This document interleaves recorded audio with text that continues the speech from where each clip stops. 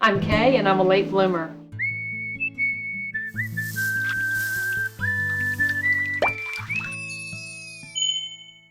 You know how much I love tomatoes, but this is the last day in July and probably the last week of good production on my tomato vines.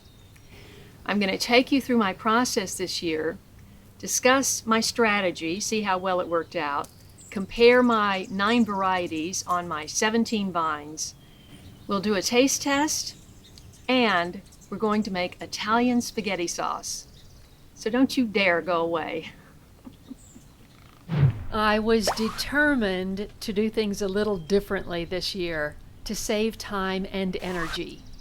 For the first time, I had a grow light and heat mat for my seedlings.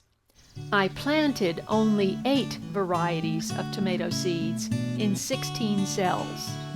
The 8th was Garryosena for my saved seeds. Now I seeded these 2 trays under the grow light with peppers and tomatoes on the 19th. And look what we've got here. We've got some germination. They all germinated. Here are my tomatoes, 16. Down from about 40 the last couple of years. I'm going to move my tomatoes out into the temporary greenhouse. I got a greenhouse, which made transitioning to outdoors much easier. But soon the tomatoes were too tall. Planting in the garden commenced from April 1st to April 15th. All tomatoes went in the ground, no pots. By May 27th, the 6 tomatoes on the back 40 were crowding out the potted peppers. The layer of wood chips required less watering. All tomatoes were on drip irrigation. These 4 steps got me off to a great start.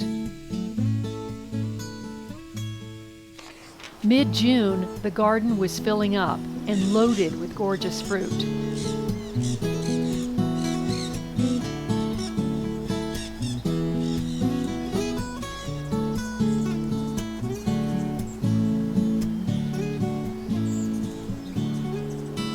First harvest were the Volunteer Red Cherry, my 9th variety.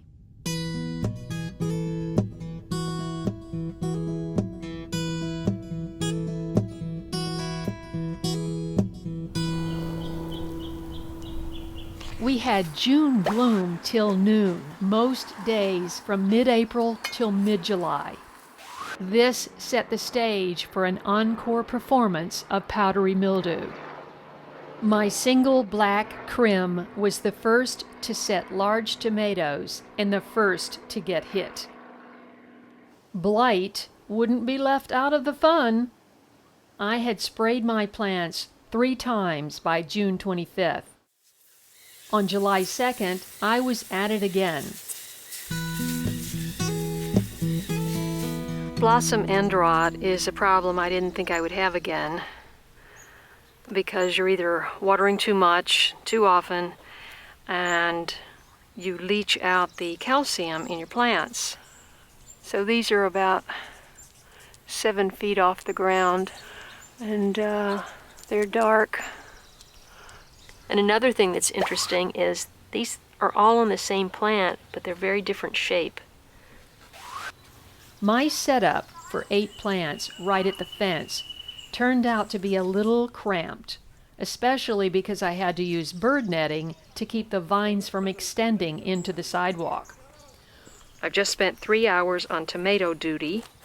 There's a combination of issues on the plants, from blight to powdery mildew.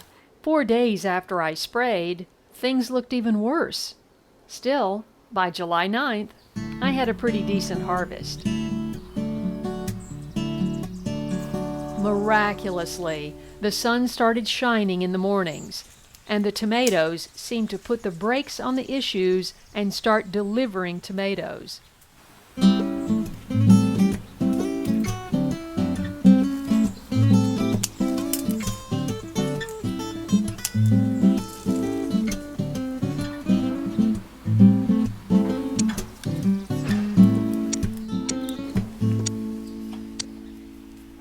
This Berkley Tie-Dye has been sheltered by leaves.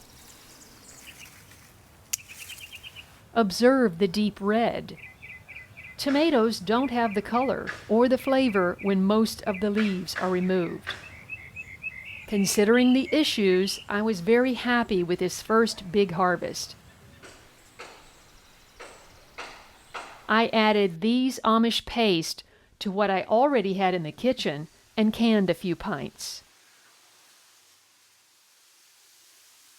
Early blight was especially devastating to the Amish paste, spreading over to the blueberries on the back 40 and virtually wiping out the 4 vines on tomato rings by the fence. Amish paste, Berkley tie-dye, and especially the black Krim. I only tasted a couple of wonderful tomatoes from this plant early on. I pulled the vine that day. One thing about focusing on cherry tomatoes this year, it's a lot more labor-intensive to harvest. So the whole middle of 3 plants collapsed from the weight. I don't know how I'm going to sort that out. And lots of sweet cherry tomatoes have split and fallen. If you bend them backwards, they just pop right off. But if you pull on them, the skins are very thin and they just squish. Oh, come on, come on, come on. Thank you. Oh, come on, come on. Oh, whoa, whoa, whoa, that hurts. Come on, come on, come on, come on. One more. Oh, one more, one more. Oh. It's not easy picking cherry tomatoes. Accessibility is important, which is hard in a small garden. But the hard work paid off. This is my reward.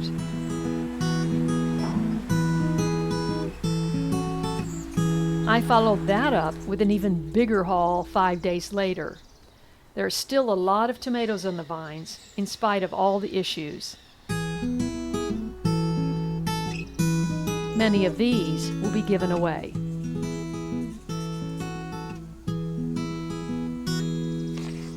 My focus this year was on smaller tomatoes, my thinking being they take less time to develop and ripen, and maybe I can get a lot of tomatoes before powdery mildew cleans me out.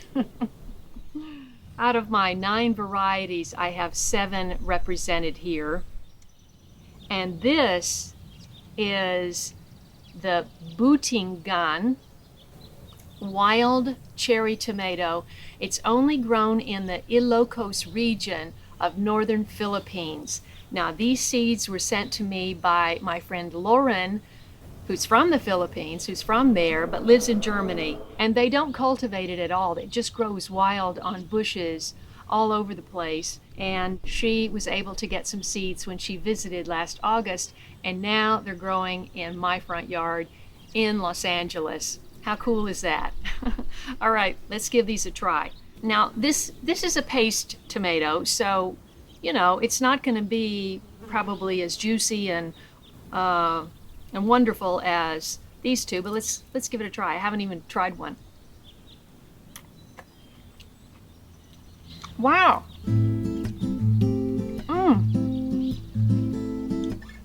That is juicy and has lots of flavor.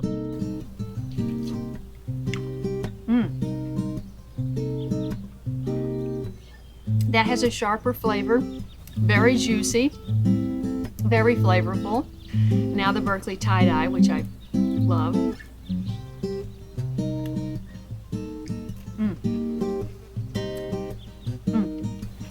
That has a darker, kind of smokier flavor, if you can call a tomato smoky. Now, the story with these tomatoes is it was a volunteer plant, hundreds of tomatoes, but it got devastated pretty quickly with powdery mildew. And once a vine loses its leaves, the tomatoes just don't have the flavor they do when they have leaves. Okay, those are too far gone. Moving right along, this is the Blueberries cherry tomato.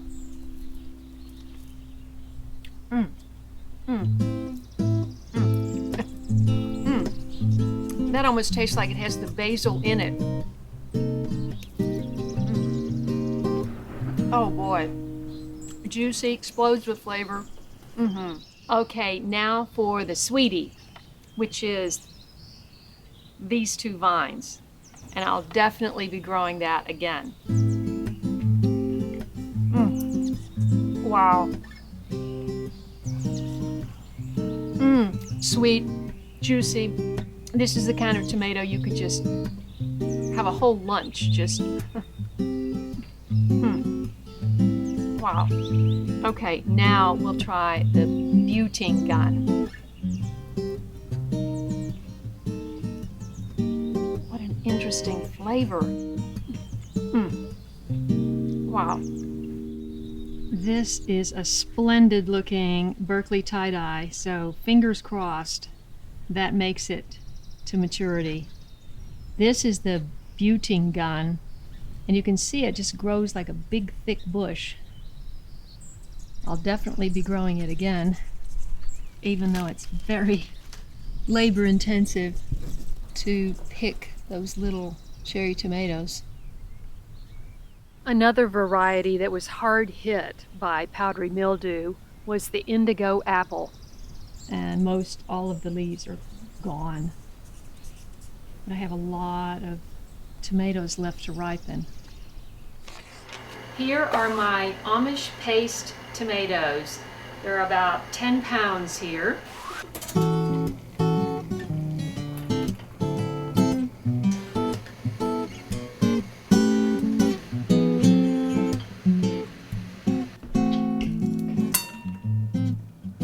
Let's work on these tomatoes a little bit. Most of you can, but for those of you who do not can, this is what you do to prepare your tomatoes for canning. Now that's what I call a big paste tomato. This is my half pounder.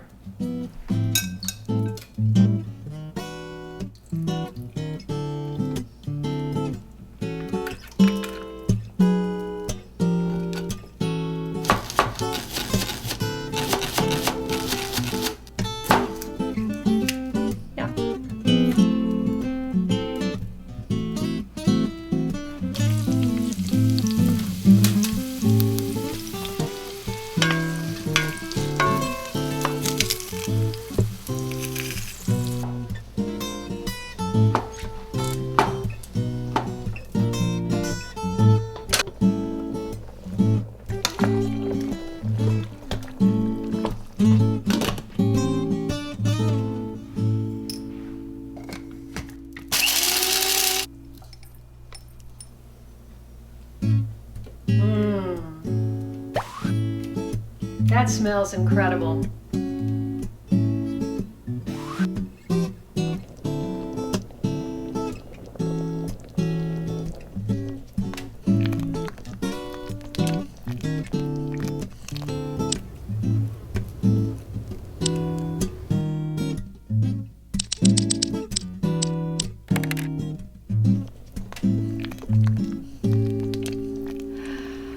So this recipe comes from Vegetarian Gourmet Cookery, revised edition by Alan Hooker.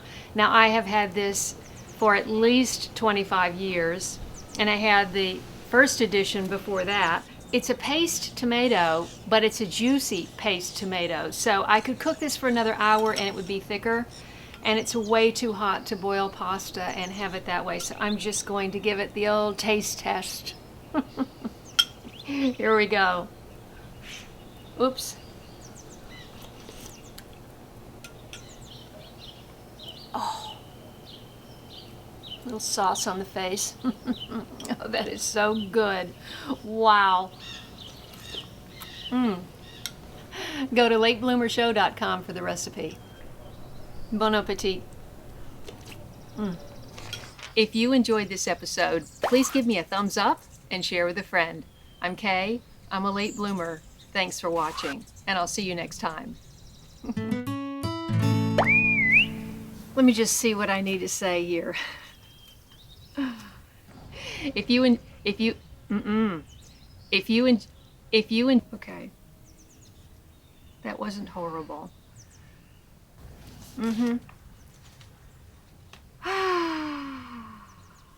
You know how much I love growing tomatoes.